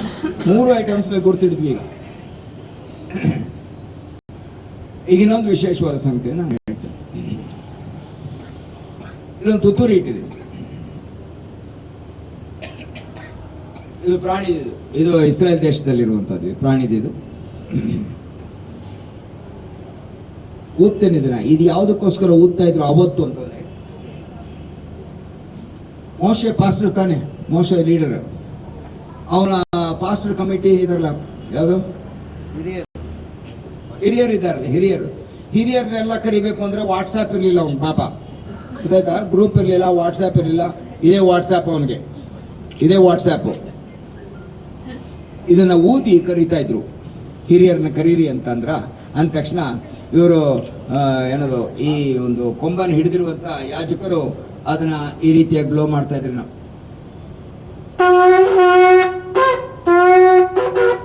ಈ ರೀತಿಯಾಗಿ ಬ್ಲೋ ಮಾಡಿದ ತಕ್ಷಣ ಯಾರು ಹಿರಿಯರೆಲ್ಲ ಸೇರ್ಕೊಂಡು ಅಂತ ಇದ್ರು, ತಾಳು ಮೋಶೆ ಕರೀತಾ ಇದ್ದಾನೆ, ಈ ಟ್ಯೂನ್ಗೆ ಅನುಸಾರವಾಗಿ ನಾವು ಎಲ್ಡರ್ಸ್ ಮೀಟಿಂಗ್ ಹೋಗ್ಬೇಕು. ಏನ್ರಿ ಇದೆಲ್ಲ? ಅದೆಲ್ಲ ಬಹಳ ಚೆನ್ನಾಗಿರುತ್ತೆ. ಅದು ಇದನ್ನ ಬೇರೆ ಬೇರೆದಕ್ಕೂ ಉಪಯೋಗಿಸ್ತಾ ಇದ್ರು. ಹಬ್ಬಗಳಿಗೋಸ್ಕರ ಜನ ಸೇರಿ ಆರಾಧನೆ ಮಾಡೋದಕ್ಕೆ ಉಪಯೋಗಿಸ್ತಾ ಇದ್ರು. ಆದ್ರೆ ಯುದ್ಧಕ್ಕೆ ಹೋಗ್ಬೇಕು ಅಂತಂದ್ರೆ ಬೇಗ ಊದ್ಬೇಕು, ಈ ತರ ಊದಕ್ಕಾಗಲ್ಲ, ಯುದ್ಧ ಆಗೋಗ್ಬಿಟ್ಟಿರ್ತದೆ. ಈಗ ಉಗಿದ ತಕ್ಷಣ ಅವ್ರಿಗೆ ಅರ್ಜೆಂಟ್ ಆಗಿ ಎಲ್ಲ ಭಟ್ರು ಎದ್ದು ಎಲ್ಲ ಕತ್ತಿ ಎಲ್ಲ ತಗೊಂಡ್ಬಿಟ್ಟು ಸಿದ್ಧರಾಗಿ ಓಡ್ತಾ ಇದ್ರು. ಆದ್ರೆ ಹೆಂಗಸರು ಯಾರು ಏನು ಮಾಡ್ತಿರ್ಲಿಲ್ಲ, ಆರಾಮಾಗಿ ಅಡಿಗೆ ಮಾಡ್ಕೊಂಡು ಆಮೇಲೆ ಆರಾಮಾಗಿ ಮಕ್ಕಳು ನೋಡ್ಕೊಂಡು ಎಲ್ಲ ಇದನ್ನ ತೊಳ್ಕೊಂಡು ಬಳ್ಕೊಂಡು ಇರ್ತಾ ಇದ್ರು. ಅರ್ಥ ಆಯ್ತಾ? ಯಾಕೆ? ಇದು ಯುದ್ಧಕ್ಕೆ ಹೋಗುವಂತಹದ್ದು. ಹೆಂಗಸರು ಯುದ್ಧಕ್ಕೆ ಹೋಗಂಗಿಲ್ಲ, ಗಂಡಸರು ಮಾತ್ರ. ನಗು ಬಂದ್ಬಿಟ್ಟಿದೆ, ಸರಿ ಕೇಳಿಸ್ಕೊಳ್ಳಿ. ಈಗ ಇದನ್ನ ಮತ್ತೆ ಬೇರೆ ಒಂದು 4 ತರವಾದ ಸ್ವರಗಳು ಮಿನಿಮಮ್ ಇದ್ವು. ಇದು ಯಾವುದಂದ್ರೆ ಟೆರ್ವಾ, ಟಿಕಿಯಾ, ಗದೋಲ್, ಹರ್ ಗದೋಲ್ ಅಂತ. ಏನ ಅಷ್ಟೊಂದು ತಲೆ ಕಟ್ಸ್ಕೊಬೇಡ್ರಿ. ಈಗ ಎಲ್ಲ ನಾನು ಊದಕ್ ಹೋಗಲ್ಲ ಅಂತ, ಎಲ್ಲ ಊದಕ್ ಹೋಗಲ್ಲ ಈಗ, ಬೇಡ. ಅದಕ್ಕೋಸ್ಕರ ಸ್ವಲ್ಪ ಜ್ವರ ಗೊತ್ತಾ? ಪರವಾಗಿಲ್ವಾ? ಟಿವಿ ಬರೋಬರ್ ಇದೆಯಾ?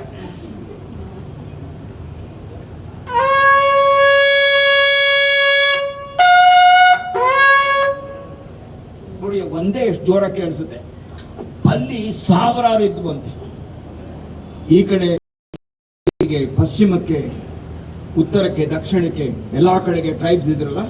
ಅವಾಗ ಅಲ್ಲಿ ಸಿಸ್ಟರ್ ಹೇಳಿರ್ಬೇಕು ನಿಮ್ಗೆ, ಶಿಲುಬೆ ಆಕಾರ ಕಾಣಿಸ್ತಿತ್ತು ಅಂತ. ಡ್ರೋನ್ ಶಾಟ್ ತೆಗೆದ್ರೆ ಎಲ್ಲ ಮೊದಲೇ ಅದು ಗೊತ್ತಾಗ್ಬಿಟ್ಟಿತ್ತು ಕರ್ತನಿಗೆ ಹಿಂಗೆ ಇರುತ್ತೆ ಅಂತ ಅಲ್ವಾ? ಇದು ಯಾವ್ದಿದು? ಹಳೆ ಒಡಂಬಡಿಕೆದ ಹೊಸ ಒಡಂಬಡಿಕೆದ? ಹಳೆ ಒಡಂಬಡಿಕೆ ಇದು. ಅದಕ್ಕೆ ಇದನ್ನೇನು ಕೇಳೋದು ಬೇಡ ಬಿಡ್ರಿ ಈ ಕಡೆ. ಆದ್ರೆ ಯೇಸು ಕ್ರಿಸ್ತನ 2ನೇ ಬರುಣದಲ್ಲಿ ಇದೇ ತೂತೂರಿ ಶಬ್ದ ಸಭೆಗೆ ಕೇಳಿಕಿದೆ. ಹಲ್ಲೆಲೂಯಾ. ಇವತ್ತೋ ನಾಳೆ ಗೊತ್ತಿಲ್ಲ, ಇವತ್ತೋ ನಾಳೆ ನನಗೆ ಗೊತ್ತಿಲ್ಲ. ಈ ಸಂಜೆ ಆಗ್ಬೋದು. ಈ ಮೀಟಿಂಗ್ ಮುಗಿಯೋಕಿನ ಮುಂಚೆ ಯೇಸು ಸ್ವಾಮಿ ಬಂದ್ರೆ ತುತ್ತೂರಿ ಧ್ವನಿ ನಮ್ಗೆ ಕೇಳಿಸ್ತದೆ. ಆತನು ಪ್ರಧಾನ ದೂತನ ಶಬ್ದದೊಡನೆಯೂ, ಆಜ್ಞಾ ಘೋಷದೊಡನೆಯೂ, ತುತ್ತೂರಿ ಧ್ವನಿಯೊಡನೆಯೂ ಆತನು ಮೇಘದಲ್ಲಿ ಆತನು ಬರ್ತಾರೆ. ಜೀವದ ಏನದು? ಕ್ರಿಸ್ತನಲ್ಲಿ ಸತ್ತವರಲ್ಲ, ಬರೀ ಕ್ರಿಸ್ತನಲ್ಲಿ ಸತ್ತಂತವರು ಮೊದಲು ಎದ್ದು ಬರ್ತಾರೆ. ಆಮೇಲೆ ಜೀವದಿಂದ ಉಳಿದಿರುವ ನಾವು, ಅಂದ್ರೆ ನಿತ್ಯ ಜೀವದಿಂದ ಉಳಿದಿರುವ ನಾವು ಅವರೊಂದಿಗೆ ಮೇಘವಾನರಾಗಿ ನಾವು ಎತ್ತಲ್ಪಡ್ತೇವೆ ಅಲ್ವಾ? ಕರೆಕ್ಟ್. ಆಮೇಲೆ ನನಗೆ ಬಹಳ ವರ್ಷ ಇದು ಆಜ್ಞಾಘೋಷ ಅಂದ್ರೆ ಏನು ಅಂತ ಬಹಳ ತಲೆ ಕೆಡಿಸ್ಕೊಂಡ್ಬಿಟ್ಟಿದ್ದೆ ನಾನು. ಆಜ್ಞೆ ಅಂದ್ರೇನು? ಕಮಾಂಡದು ಸುಮ್ಮನೆ ಹಂಗಲ್ಲ ಅಂತ, ಅದು ಆಜ್ಞೆ. ಅದು ಹಿರಿಯರಾಗ್ಬೋದು, ಪಾಸ್ಟರ್ಸ್ ಆಗ್ಬೋದು, ಬೇರೆ ಬೇರೆ ಬೇರೆ ಅಧಿಕಾರಿಗಳಾಗ್ಬೋದು ಅಲ್ವಾ? ಒಂದು ಕಮಾಂಡ್ ಕೊಟ್ರೆ ಮುಗಿದೋಯ್ತು. ಅದಕ್ಕೆ ಈ ಆಜ್ಞಾಘೋಷದೊಡನೆ ಯಾಕೆ ಬರ್ತಾನೆ ಯೇಸು ಸ್ವಾಮಿ ಅಂತ ತಲೆ ಕೆಡಿಸ್ಕೊಂಡಿದ್ದಕ್ಕೆ ಕರ್ತೃ ಉತ್ತರ ಕೊಟ್ಟ. ಯೋಹಾನ ಬರೆಸುವಾರ್ತೆ 11ನೇ ಅಧ್ಯಾಯದಲ್ಲಿ ಒಂದು ಕುಟುಂಬ ಇತ್ತು, ಮಾರ್ತಾ, ಮರಿಯಾಳು ಮತ್ತು ಲಾಜರ ಅಲ್ವಾ. ಲಾಜರ ಅವನ ಕತೆ ಹೇಳೋಕ್ಕಿಂತ ಮುಂಚೆ ನೀವೆಲ್ಲಿ ಕೆಲಸ ಮಾಡ್ತೀರಿ? ಚರ್ಚ್ ಪಾಸ್ ಇದ್ದೀರಿ. ಮತ್ತೆ ಯಾರು ಗೌರ್ಮೆಂಟ್ ಹೆಲ್ತ್ ಡಿಪಾರ್ಟ್ಮೆಂಟ್, ನಿಮ್ಗೆ ಯಾರು ಬಾಸ್ ಇಲ್ವಾ? ಬಾಸ್ ಇದಾರಲ್ಲ, ಹೌದಲ್ವಾ? ಭಯ ಪಡ್ತಿರಲ್ವಾ ಅವ್ರಿಗೆ? ಹೌದಲ್ವಾ? ಅವ್ರ ಹೆಸರೇನು? ಶ್ರೀನಿವಾಸ್ ಅಲ್ಲ? ಅಲ್ಲಿ ಅದು ಇನ್ನಷ್ಟು ಹೈಯರ್ ಯಾರಾದ್ರೂ ಇದ್ದಾರೆ? ಅವರು ಹೆಲ್ತ್ ಮಿನಿಸ್ಟರ್ ಮಾಡಿಬಿಟ್ಟು ಭಾಳ ದೂರ ಆಯ್ತು. ಅದ್ರ ಪಕ್ಕದಲ್ಲಿ ಕಮಿಷನರ್, ಅವ್ರ ಹೆಸರು ಏನ ಗೊತ್ತಾ? ರಾಜೀವ್. ಓಕೆ.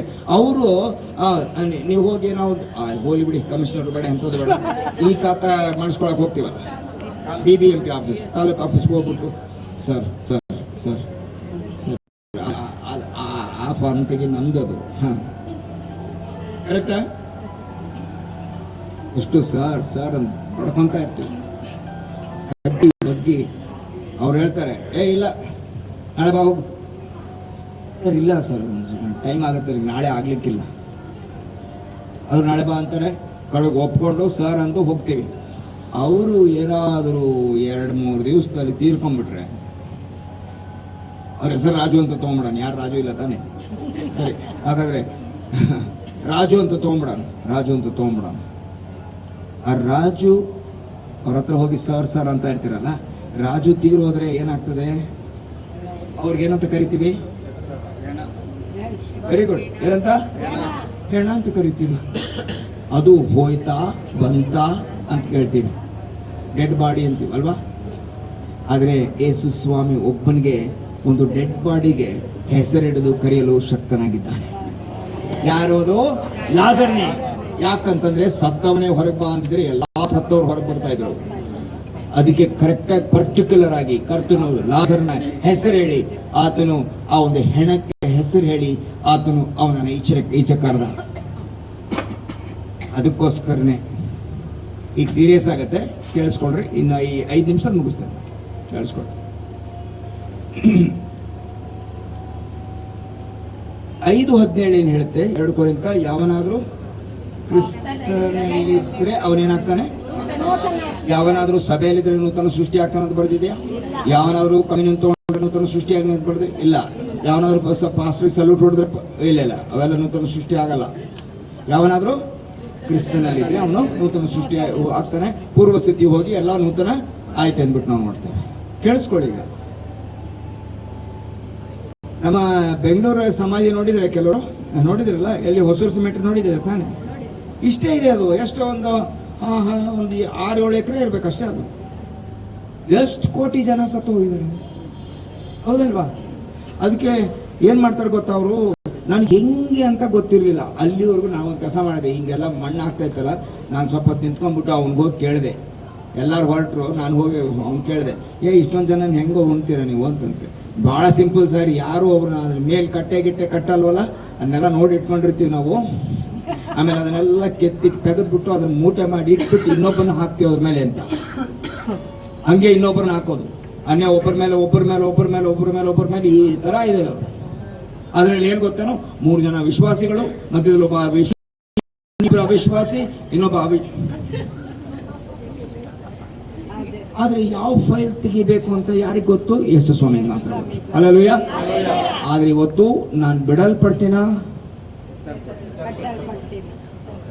ನನಗಲ್ಲ ಬಿಟ್ಟಿದ್ದದು, ನಮ್ಗೆ ಪ್ರಶ್ನೆ ಮಾಡ್ತೀವಿ. ಇವತ್ತು ಯೇಸು ಸ್ವಾಮಿ ಬಂದ್ರೆ ಕರ್ತನು ಹೇಳಿದ್ದಾನೆ, ಸಮಾಧಿಯಲ್ಲಿ ಇರುವವರು ದೇವಕುಮಾರನ ಸ್ವರವನ್ನು ಕೇಳಿ ಈಚೆ ಬರ್ತಾರೆ ಅಂತ. ಆ ಸಮಯ ಬರ್ತದೆ, ಅದು ಈಗಲೇ ಬಂದಿದಂತೆ ಯೇಸು ಸ್ವಾಮಿ ಯೋಹಾನ ಬರೆಸುವಾರ್ತೆಯಲ್ಲಿ ಹೇಳಿದ್ದಾನೆ. ಅದಕ್ಕೋಸ್ಕರ ಇವತ್ತು ರಾತ್ರಿ ನಾವು ಪ್ರಯಾಣವಾಗಿ ಹೋಗ್ತೇವೆ, ಬೆಂಗಳೂರಿಗೆ ಹೋಗ್ತೇವೆ. ಟೆಂಟ್ ಎಲ್ಲ ಬೆಂಗಳೂರು ಮೂವ್ ಆಗ್ತದೆ, ಬೇರೆ ಕಡೆ ಹೋಗ್ತೇವೆ ನಾವು.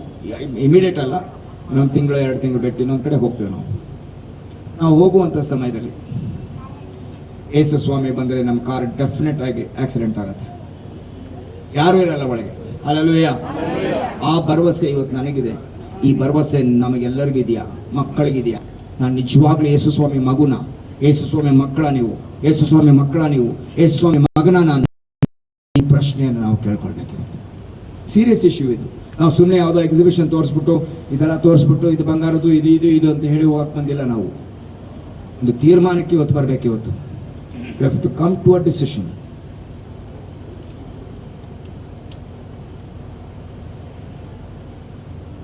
ಅಲ್ಲಿ ಭಾಗಿಸೋಣ, ಪ್ರಾರ್ಥನೆ ಮಾಡೋಣ. ಕರ್ತನ ಸನ್ನಿಧಾನದಲ್ಲಿದ್ದೇವೆ, ಯಾರು ಮಾತಾಡುವಂಗಿಲ್ಲ. ಕರ್ತನ ಸನ್ನಿಧಾನದಲ್ಲಿದ್ದೇವೆ. ನಿನ್ನ ಒಳಗೆ ಯೇಸು ಇದ್ದಾನೆ ಅನ್ನುವಂಥ ಗ್ಯಾರಂಟಿ ಇದ್ರೆ ಕರ್ತನಿಗೆ ಸ್ತೋತ್ರ. ಆದರೆ ಏನೋ ಯೇಸು ಸ್ವಾಮಿ ಇಲ್ಲ ಅನಿಸ್ತದೆ ನನಗೆ, ನಾನು ಈ ಬಿಡಲ್ಪಡ್ತೀನೇನೋ ಅನ್ನುವಂಥ ಭಯ ಇದ್ರೆ, ಯಾಕಂದ್ರೆ ಬಿಡಲ್ಪಟ್ಟಂಥವರ ಗತಿ ಅಧೋಗತಿ. ಕ್ರಿಸ್ತ ವಿರೋಧಿ ಬಂದು ಆಳ್ತಾನೆ, ಕೊನೆಗೆ ಬೆಂಕಿ ನರಕವೇ ಗತಿ ಆಗ್ತದೆ. ಅದಕ್ಕೋಸ್ಕರ ಪ್ರಿಯ ಸಹೋದರ ಸಹೋದರಿ ಮಕ್ಕಳೇ, ದಯವಿಟ್ಟು ಕೇಳಿಸ್ಕೊಡ್ರಿ. ಇವತ್ತು ಸೀರಿಯಸ್ ಆಗಿದೆ ಮ್ಯಾಟ್ರ್ ಇದು. ಹೌದು, ನಾವು ಅನೇಕ ವಿಷಯಗಳಿಗೋಸ್ಕರ ನಕ್ಕಿದ್ದೇವೆ, ಎಲ್ಲ ಮಾಡಿದ್ದೇವೆ, ಖುಷಿ ಪಟ್ಟಿದ್ದೇವೆ. ಆದರೆ ಈ ಸಮಯದಲ್ಲಿ ಬಹಳ ತೀರ್ಮಾನ ಮಾಡುವಂತ ಒಂದು ಸಮಯ ಇದು, ಭಯಂಕರವಾಗಿರುವಂತ ಸಮಯ ಇದು. ಇವತ್ತು ನಿನ್ನ ಹೃದಯದಲ್ಲಿ ಏಸು ಇದ್ದಾನೋ? ಗ್ಯಾರಂಟಿ ಇಲ್ಲ ಅಂದ್ರೆ ಒಂದು ಪ್ರಾರ್ಥನೆಯನ್ನು ಮಾಡಿಸ್ತೇನೆ. ಈ ಪ್ರಾರ್ಥನೆಯನ್ನು ನಂಬಿಕೆಯಿಂದ ದಯವಿಟ್ಟು ಮಾಡಬೇಕಂತ ನಿಮ್ಮನ್ನು ಕೇಳ್ಕೊಳ್ತೇನೆ. ನೀವಾಗೆ ಮಾಡಬೇಕು. ನಾನು ಮಾಡಿದೆ ಅಂತ ಅಂದ್ಬಿಟ್ಟು ಮಾಡಬೇಡಿ. ನೀವಾಗೆ ಈ ಪ್ರಾರ್ಥನೆಯನ್ನು ಮಾಡಿಕೊಂಡು ಯೇಸು ಕ್ರಿಸ್ತನನ್ನು ಕರಿಬೇಕು ನಿಮ್ಮ ಹೃದಯದಲ್ಲಿ. ಆತನು ಬರೋದಕ್ಕೆ ಸಿದ್ಧವಾಗಿದ್ದ, ನಿನ್ನನ್ನು ಸಿದ್ಧಪಡಿಸ್ತಾನೆ, ನಿನ್ನ ಆತನ ಮಗುವನ್ನಾಗಿ ಪರಿಗಣಿಸ್ತಾನೆ. ಪ್ರಾರ್ಥನೆ ನಾನು ಹೇಳ್ಕೊಡ್ತೇನೆ. ನನಗೆ ಯೇಸು ಬೇಕು ಅನ್ನುವಂಥವರು ಈ ಪ್ರಾರ್ಥನೆಯನ್ನ ದಯವಿಟ್ಟು ಹೇಳ್ರಿ. ಪ್ರೀತಿಯುಳ್ಳ ತಂದೆ, ಈ ದಿನಕ್ಕಾಗಿ ನಿನಗೆ ಸ್ತೋತ್ರ. ಅಪ್ಪ, ನಾನು ಜನ್ಮತ ಕರ್ಮತ ಹೇಗಿದ್ದೇನೆ. ಯೇಸುವೆ, ನನಗೋಸ್ಕರ ನೀನು ಪರಲೋಕವನ್ನು ಬಿಟ್ಟು ಈ ಭೂಮಿಗೆ ಬಂದು ಶ್ರಮೆ ಪಟ್ಟು ಸತ್ತು ಹೂಣಲ್ಪಟ್ಟು 3ನೇ ದಿವಸದಲ್ಲಿ ಮೃತ್ಯುಂಜಯನಾಗಿದ್ದಿ. ಇಂಥ ಸತ್ಯವನ್ನ ನಾನು ಹೃದಯಪೂರ್ವಕವಾಗಿ ನಂಬ್ತೇನೆ, ಬಾಯಿಂದ ಅರಿಕೆ ಮಾಡ್ತೇನೆ. ಬಾ ಕರ್ತನೆ, ನನ್ನ ಹೃದಯದಲ್ಲಿ ನಿನ್ನ ಮಗುವನ್ನಾಗಿ ನನ್ನನ್ನು ಮಾಡಿಕೊ. ನೀನೇ ನನ್ನ ರಕ್ಷಕನು, ನೀನೇ ನನ್ನ ಒಡೆಯನು, ನೀನೇ ನನ್ನ ದೇವರು. ತಂದೆ, ಈ ಉತ್ಕೃಷ್ಟವಾದ ಸಮಯಕ್ಕಾಗಿ, ಈ ಒಳ್ಳೆಯ ಸಮಯಕ್ಕಾಗಿ ನಿನಗೆ ಸ್ತೋತ್ರ, ನಿನಗೆ ಸ್ತೋತ್ರ, ನಿನಗೆ ಸ್ತೋತ್ರ. ಯೇಸು ಕ್ರಿಸ್ತನ, ನನ್ನ ರಕ್ಷಕನಾಗಿರುವ ಯೇಸು ಕ್ರಿಸ್ತನ ಹೆಸರಿನಲ್ಲಿ ಬೇಡಿದ್ದೇನೆ ತಂದೆ, ಆಮೆನ್. ಪ್ರೀತಿಯುಳ್ಳ ನಮ್ಮ ತಂದೆ ಆದ ದೇವರ ದಿನಕ್ಕಾಗಿ ಮಹಿಮೆ ನಿನಗುಂಟಾಗಲಿ ಕರ್ತನೆ. ಪ್ರಿಯರು ಬರುವಂತೆ ಕೊಟ್ಟ ಕೃಪೆಗಾಗಿ ನಿಮಗೆ ಸ್ತೋತ್ರ. ಇವರು ಅಕಸ್ಮಾತ್ ಆಗಿ ಬಂದಿಲ್ಲ ಕರ್ತನೆ, ಅವರು ನಿನ್ನ ಕೃಪೆಯಿಂದ ನಿನ್ನ ನಡೆಸುವಿಕೆಗೆ ಅನುಸಾರವಾಗಿ ಹೆಜ್ಜೆ ಇಟ್ಟಿದ್ದಾರೆ. ಹೆಜ್ಜೆ ಇಟ್ಟು ಒಳಗೆ ಬಂದಾಗ ಈ ಸುದ್ದಿ ಗೊತ್ತಾಗಿದೆ. ಹೌದು, ತುತ್ತೂರಿ ಶಬ್ದ ಕೇಳಿಸ್ಬೇಕು, ನನಗೆ ತುತ್ತೂರಿ ಶಬ್ದ ಕೇಳಿಸ್ಬೇಕು, ನನಗೆ ತುತ್ತೂರಿ ಶಬ್ದ ಕೇಳಿಸ್ಬೇಕು. ಯೇಸುವೆ, ನಿನ್ನನ್ನೇ ನಾನು ಹಿಂಬಾಲಿಸ್ತೇನೆ ಎನ್ನುವಂಥ ತೀರ್ಮಾನದಲ್ಲಿರುವಾಗ ಒಬ್ಬೊಬ್ಬ ನೀನು ಆಶೀರ್ವದಿಸು, ಬಲಪಡಿಸು, ನಿನ್ನ ಮಹಿಮೆಗೋಸ್ಕರ ಉಪಯೋಗಿಸು. ಇದ್ದ ಸ್ಥಳದಲ್ಲಿ, ಓಡಾಡುವ ಸ್ಥಳಗಳಲ್ಲಿ ಸಾಕ್ಷಿ ಮಕ್ಕಳಾಗಿರುವಂತೆ ಸಹಾಯ ಮಾಡು. ಮಹಿಮೆ ನಿನ್ಗುಂಟಾಗ್ಲಿ ಕರ್ತನೆ. ಅನೇಕ ಸಮಸ್ಯೆಗಳು, ಅನೇಕ ಕುಟುಂಬಗಳಿರ್ಬೋದು ಕರ್ತನೆ, ಅನಾರೋಗ್ಯ ಇರ್ಬೋದು, ಮುಟ್ಟಿ ಸ್ವಸ್ಥ ಮಾಡು ಕರ್ತನೆ. ಪ್ಲೀಸ್ ಲಾರ್ಡ್ ಕರ್ತನೆ, ಮುಟ್ಟಿ ಸ್ವಸ್ಥಪಡಿಸು ಕರ್ತನೆ. ಹೇಳಲಿಕ್ಕಾಗದಿರುವಂತಹ ಸಂಗತಿಗಳಿರ್ಬೋದು, ಅದರಿಂದ ಬಿಡುಗಡೆ ಕೊಡು ಕರ್ತನೆ. ಈ ಸಮಯದಲ್ಲಿ ಆರ್ಥಿಕ ಪರಿಸ್ಥಿತಿ ಇರ್ಬೋದು, ಸಾಲ ಸೋಲ ಆಗಿರ್ಬೋದು ಕರ್ತನೆ, ಎಲ್ಲದರಿಂದ ಬಿಡುಗಡೆ ಕೊಡು. ಮದುವೆ ಆಗೋದಕ್ಕೆ ಕರ್ತನೆ ಗಂಡು ಹೆಣ್ಣು ಹುಡುಕ್ತಿದ್ದಾರೆ, ಮದುವೆಗಳನ್ನು ಮಾಡಿಸು. ಮದುವೆ ಆದವರಿಗೆ ಮಕ್ಕಳು ಬೇಕು ಕರ್ತನೆ, ಮಕ್ಕಳನ್ನು ದಯಪಾಲಿಸು. ಮಹಿಮೆ ಹೊಂದಿ ಕರ್ತನೆ. ಪ್ರಾರ್ಥನೆ ಕೇಳಿಬಿಟ್ಟಿದ್ದು ಇದಕ್ಕಾಗಿ ಸ್ತೋತ್ರ. ಘನಮಾನ ಮಹಿಮೆ ನಿನ್ಗುಂಟಾಗಲಿ. ಯೇಸು ಕ್ರಿಸ್ತನ ಪರಿಶುದ್ಧ ನಾಮದಲ್ಲಿ ಬೇಡಿದ್ದು ನಮ್ಮ ಸ್ವರ್ಗೀಯ ತಂದೆ, ಆಮೆನ್. ಈಗ ನಮ್ಮ ಕರ್ತನಾಗಿರುವ ಯೇಸು ಕ್ರಿಸ್ತನ ಕೃಪೆಯು, ನಮ್ಮ ತಂದೆಯಾದ ದೇವರ ಪ್ರೀತಿಯು, ಪರಿಶುದ್ಧ ಆತ್ಮನ ವಿಶೇಷವಾದ ಅನ್ಯೋನ್ಯತೆ, ಆತನ ಸಹವಾಸವು ನಮ್ಮೆಲ್ಲರ ಸಂಗಡ ಮತ್ತು ಪ್ರತ್ಯೇಕ ಪ್ರಾರ್ಥನೆ ಮಾಡಿರುವಂಥ ಈ ಗುಂಪಿನ ಸಂಗಡ, ಇವರ ಕುಟುಂಬ ಮಕ್ಕಳ ಸಂಗಡ, ಕ್ರಿಸ್ತನ ಸಭೆಯ ಸಮುದಾಯದ ಸಂಗಡ ಈಗಲೂ ಯಾವಾಗಲೂ ಇರಲಿ. ಆಮೆನ್. ಹಲ್ಲೆಲೂಯಾ.